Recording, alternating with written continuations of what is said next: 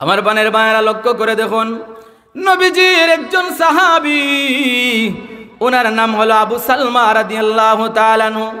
ওনার স্ত্রী হলেন উম্মে সালমা রাদিয়াল্লাহু তাআলা আনহা।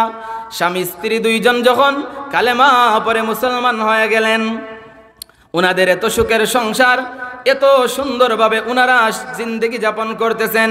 কারো স্বামী স্ত্রীর মধ্যে যদি মিল মোহাব্বত থাকে, ওই পরিবারটা জান্নাতের একটা অংশ হয়। কথা বলেন ঠিক না? আর যাদের পরিবারের মধ্যে স্বামী স্ত্রীর মিল নাই, ওই পরিবারের মধ্যে সব সময় অশান্তি, ওই পরিবারের মধ্যে কোনো শান্তি নাই, ওই পরিবারের মধ্যে কোনো বরকত নাই। কথা বলেন ঠিক না? হযরত আবু সালমা এবং উম্মে সালমা রাদিয়াল্লাহু তাআলা আনহা, আল্লাহ ওনাদের একটা সন্তান দিয়েছেন। হযরত আবু সালমা এবং উম্মে সালমা ঈমান আনার পরে মক্কায় বসবাস করতেছেন। কিছুদিন পর আল্লাহর নবী হিজরত করে মদিনায় চলে গেলেন। এবার আবু সালমা বললেন, যেই শহরে মদিনা, যেই মক্কায় নবীজি নাই, ওই শহরে আমি আর থাকবো না, নবীজির কাছে চলে যাব, হিজরত করে মদিনায় চলে যাব। ওরে মুসলমান, হযরত আবু সালমা এবং উম্মে সালমা দুইজন মিলে পরামর্শ করলেন। এবার উম্মে সালমা মহিলা মানুষ, সরল সহজ মানুষ, উনি উনার মাকে ওই খবরটা বলে দিলেন। উনার মা ছিলেন অমুসলমান, উনার মা ছিলেন অমুসলিম। মা মক্কার বেঈমান কাফেরদের কাছে বলে দিলেন যে আবু সালমা এবং উম্মে সালমা তারা হিজরত করে মদিনায় চলে যাবে। এবার উম্মে সালমার গোষ্ঠীর লোকেরা পরামর্শ করলো, আবু সালমা মক্কা থেকে মদিনায় হিজরত করে যাবে, কিন্তু না না, আমরা তাকে হিজরত করতে দিব না। এখন কিভাবে তাকে হিজরত থেকে বিরত রাখবো? মক্কার বেঈমান কাফেররা, উম্মে সালমার গোষ্ঠীর লোকেরা পরামর্শ করলো, আমাদের আবু সালমা উম্মে সালমাকে খুব মোহাব্বত করে, একজন আরেকজনকে তারা থাকতে পারে না। তাহলে আমরা যদি উম্মে সালমাকে আটকায়া রাখি, আবু সালমা একা একা হিজরত করবে না, এমনি সে মক্কায় রয়ে যাবে। এই জন্য আবু সালমাকে গিয়ে বলল, ওরে আবু সালমা, তুমি হিজরত করো, মদিনায় যাও, এতে আমাদের কোনো অসুবিধা নাই, কিন্তু আমাদের মেয়ে উম্মে সালমাকে নিয়ে যাইতে পারবে না। তারা উম্মে সালমাকে তাদের দায়িত্বে নিয়ে গেল। এবার আবু সালমার গোষ্ঠীর লোকেরা তারাও এসে বলল, ও আবু সালমা, তোমার যেই সন্তান, যদিও তোমার সন্তান, কিন্তু আমাদের নাতি, আমাদের বংশের চেরাগ, আমাদের ব্লাডের সম্পর্ক, আমাদের রক্তের সম্পর্ক, তাকে আমরা যাইতে দিব না, আমরা তাকে এখানেই রেখে দিব। ওনার সন্তানটাকে ওনার গোষ্ঠীর লোকেরা নিয়ে আসলো। এবার ওনার সন্তানকেও নিয়ে আসলো, ওনার বিবিকেও নিয়ে গেল। হযরতে আবু সালমা একা হয়ে গেলেন। হযরতে আবু সালমা একা একা দাঁড়াইয়া উনার গোষ্ঠীর লোকেদেরকে উদ্দেশ্য করে, শ্বশুর গোষ্ঠীর লোকদেরকে উদ্দেশ্য করে বললেন, শোনো, ওরে আমার শ্বশুর গোষ্ঠীর লোকেরা, ও আমার গোষ্ঠীর লোকেরা, শোনো, আমি আমার সন্তানকে ভালোবাসি ঠিক, আমি আমার বিবিকে ভালোবাসি ঠিক, আমি আমার সম্পত্তিকে ভালোবাসি ঠিক, কিন্তু এই সব কিছুর চাইতে আমি আল্লাহ এবং তার রাসূলকে বেশি ভালোবাসি। ও মক্কার বেঈমান কাফেররা, আমাকে তোমরা হিজরত থেকে বিরত রাখতে পারবে না, আমি একাই হিজরত করব। একা একা মদিনায় চলে গেলেন। মদিনায় যাওয়ার পরে এবার আবু সালমা এক জায়গায় ওনার বিবি, আরেক জায়গায় ওনার একমাত্র ছোট্ট সন্তান। রাত্রের বেলা ঘুম হয় না, স্ত্রীর চিন্তা, সন্তানের চিন্তা। আবার ওই দিক থেকে স্ত্রীও একা একা সন্তানের জন্য কান্দে, স্ত্রী স্বামীর জন্য কান্দে, রাতের বেলা ঘুম হয় না। সন্তান মা বাবার জন্য হাউমাউ করে কান্দে, সন্তান না খাইতে খাইতে সন্তান একেবারে শুকিয়ে গেছে। সন্তানের চেহারা আগের চাইতে অনেকটা শুকিয়ে গেছে। হযরত আবু সালমা মক্কা থেকে যখন কোনো মানুষ আসে, মক্কার রাস্তার দিকে উনি চেয়ে থাকেন, কোনো মহিলা যদি সন্তানকে কুলে নিয়ে আসে, এমনি মনে মনে ভাবেন হয়তো আমার উম্মে সালমা আমার সন্তানটাকে নিয়ে আসতেছে, কিন্তু দেখা যায় না, না উম্মে সালমা না, অন্য মহিলা আসতেছে।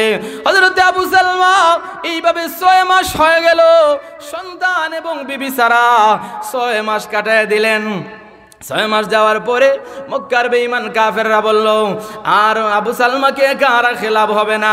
আবু সালমা ইমানের পরীক্ষায় কামিয়াব হয়ে গেছে, আবু সালমাকে আর পরীক্ষা করা লাগবে না। এবার সন্তানটাকে মায়ের কাছে দিয়া ওই দুইজনকে মদিনায় পাঠাইয়া দাও। এবার সন্তানকে মায়ের কাছে দিয়া দুইজনকে মদিনায় পাঠাইয়া দেওয়া হলো।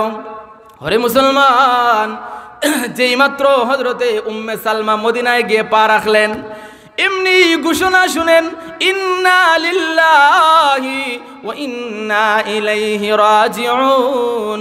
ও মদিনার মানুষেরা, সবাই সমবেত হও, আবু সালমার জানাজার নামাজ হবে, আবু সালমার জানাজা হবে।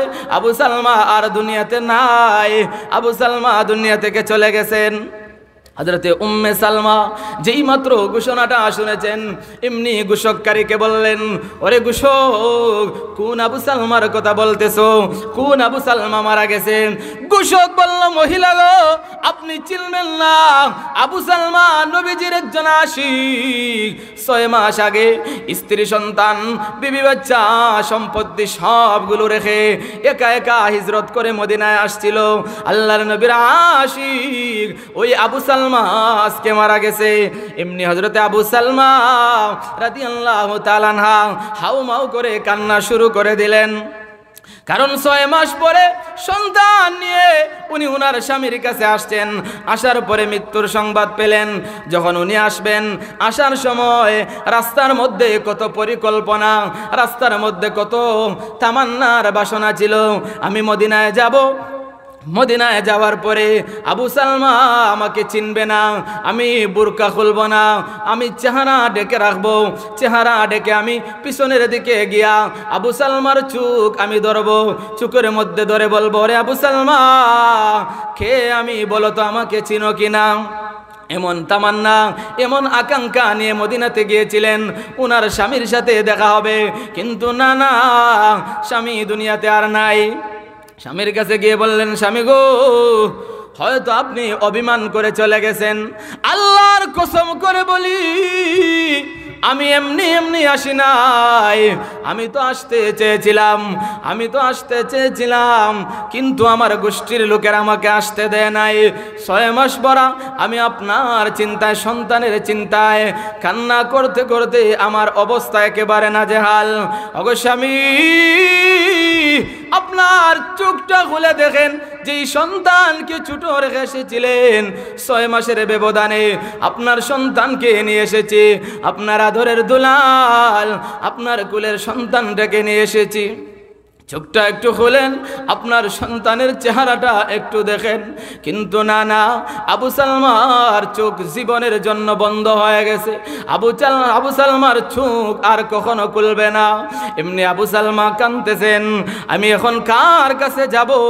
মদিনার কাউকে আমি চিনি না, কে আমার লালন পালন করবে? আমার এতিম এই সন্তানকে কে বরণ পোষণ করবে? আমি এখন কোথায় থাকবো? এমনি আল্লাহর নবী সাহাবীদেরকে জানায় দিলে, ও সাহাবায়ে কেরাম, উম্মে সালামাকে গিয়ে বলো, উম্মে সালামার চিন্তা করতে হবে না, আমি বিশ্ব নবীজি উম্মে সালামার দায়িত্ব গ্রহণ করে নিলাম।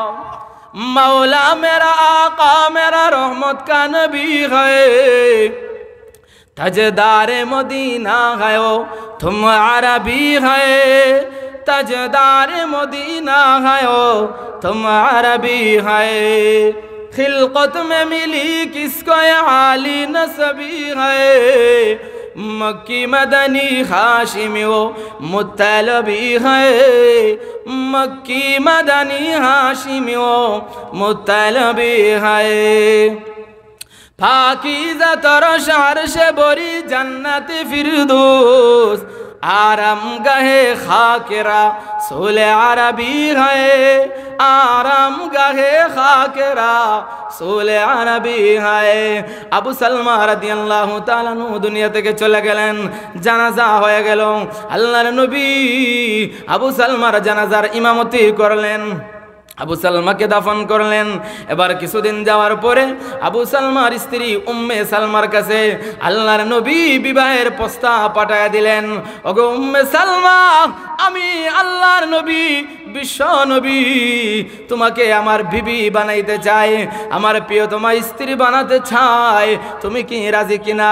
এমনি উম্মে সালমা বললেন, আমি আমার এই এতিম সন্তানটাকে রেখে যদি নবীজির বিবি হওয়ার জন্য আমি বিবাহ বন্ধনে রাজি হইয়া যাই, আমার সন্তানটাকে খেয়ে লালন পালন করবে, আমার সন্তানটাকে দেখাশোনা কে করবে?